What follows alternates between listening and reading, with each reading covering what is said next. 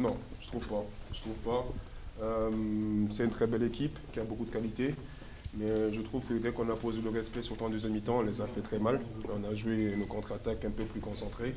Et défensivement, on a pris un peu plus de risques. Et je trouve que le 2-2, il vient un peu trop vite. Et après, le 3-2, c'est sur corner. C'est à la 88e minute. Premier mi-temps, un peu trop de respect. Mais deuxième mi-temps, comme je trouve que ils se sont pas créés beaucoup, on est bien sortis et on se crée des occasions. Je trouve même à la fin, on peut marquer le 3-3, peut-être même avoir le penalty. Mais c'est une grosse équipe, ils punissent vite, ils ont la qualité individuelle. En tant qu'équipe, on savait qu'il s'est tourné la balle, mais je trouve pas qu'il y avait encore un écart ce soir. Malgré tout, 10 points, est-ce que le titre est perdu? Non, il y a encore ces journées après la trêve, mais c'est sûr que, pas que pour nous, pour toutes les équipes en France, ça va être un peu difficile. Comme je dis, c'est une très bonne équipe avec beaucoup de qualité, un effectif avec beaucoup de joueurs internationaux. Mais si on va aller chercher, il faut que beaucoup arrivent. Mais on va essayer, on va continuer. Et comme je dis, notre objectif, c'est toujours, on a dit, si on est en bon moment, pas attaquer le PSG, on va le faire ou bien une autre équipe.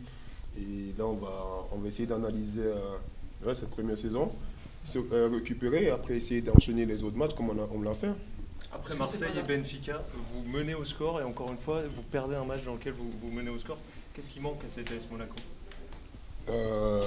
Il manque pas beaucoup, mais c'est vrai que on prend 4 buts aujourd'hui encore. Hein, c'est difficile quand on fait des buts comme ça. Mais comme j'ai dit, pour moi, ce qui fait mal, c'est vraiment quand on prend le 2-2 un peu trop rapide. On revient de la mi-temps, on fait beaucoup de choses justes, on les provoque, on les a un peu où on veut. Pareil contre le Benfica, après on prend un but, après ça nous rend un peu la tâche un peu plus difficile, mais je trouve que même après le 2-2, on a continué à jouer, même après le 3-2, on a une grosse occasion et peut-être même, pour moi, peut-être encore une chance 50-50, peut-être d'avoir un penalty. Donc je ne trouve pas qu'on était trop lent, mais c'est des choses qu'il faut analyser, apprendre, et c'est sûr qu'être intelligent pour le retour. Comment tu as vécu le duel entre Wilfried Singo et Gianluigi Donnarumma en première période? Tu étais au plus près aussi. Ouais, pour moi, c'est très difficile, mais c'est vrai qu'il y a une semelle quand même qui part à la tête de Gigi. Singo, il ne voulait pas, mais c'est vrai que c'est quand même un peu difficile s'il prend une semelle. Si c'est de notre côté, on va essayer de tout faire pour qu'il reçoive jaune. Donc je peux comprendre les protestes du PSG.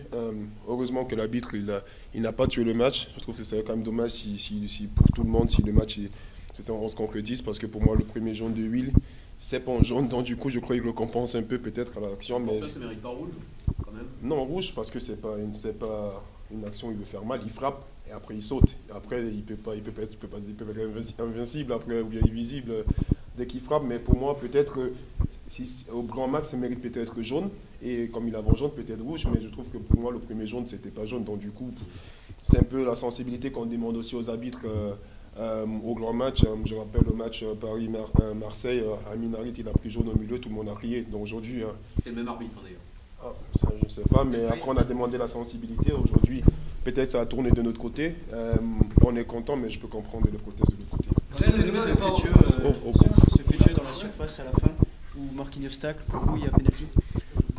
J'anticipe par le tacle des deux, pas que Marquinhos, et l'arbitre il me dit après clairement que je l'anticipe, mais je crois que si je n'anticipe pas, je frappe Marquinhos, il fait peut-être un gros tacle, après on dit ouais bravo le défenseur, donc moi j'anticipe le contact, et il me dit que j'anticipe un peu trop.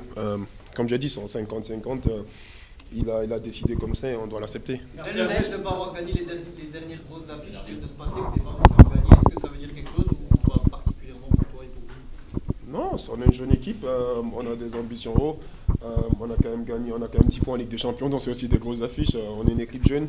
Aujourd'hui aussi, il y a quelques joueurs qui nous ont manqué, mais je trouve qu'on a montré une bonne prestation. Rester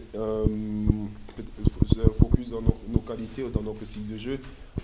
On a eu une grande équipe, on a perdu, ça fait mal, on va essayer d'analyser, mais on sait que ceux qui aujourd'hui on peut être quand même content parce qu'on sait qu'on peut aussi les taper, donc à nous analyser, être peut-être dans les moments clés un peu plus intelligents, et après ça, on continue, on apprend, et on a beaucoup de jeunes qui font une très bonne saison, et c'est peut-être ça un peu qui nous manque peut-être en tant qu'équipe pour faire la prochaine étape, mais je ne me fais pas de soucis, on a beaucoup de qualité, on a le bon état d'esprit, on travaille beaucoup à l'entraînement et tout le monde va apprendre et tout le monde essaie de donner le 100%. Merci beaucoup.